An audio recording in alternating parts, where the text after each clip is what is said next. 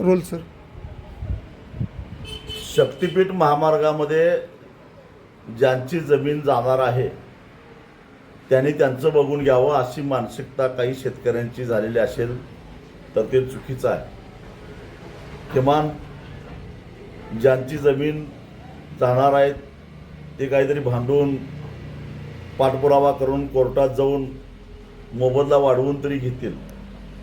परंतु ज्यांची जमीन जाणार नाही पण गावातून किंवा परिसरातून शक्तिपीठ महामार्ग जातो त्या ठिकाणी अनेक प्रश्न निर्माण होणार आहेत. पन्हाळा, वाळवा आणि शिराळा तालुक्यातील शक्तिपीठ बाधित गावं शिवाय महापुरामुळं ज्या गावांना धोका निर्माण होण्याची शक्यता आहे अशा गावातला एक संयुक्त मेळावा सर्वपक्षीय असा 15 मे नंतर आम्ही लवकरच कुरळप येथे ही सभा आम्ही घेणार आहोत. आणि त्यावेळी या शक्तिपीठ महामार्गा पाठीमागे कोण आहे, कुणाचा स्वार्थ साधला जाणार आहे, कुणाचे खिसे भरले जाणार आहेत आणि कुणाचं वाटोळं होणार आहे याचा सविस्तरपणे आम्ही सखोल पंचनामा करू.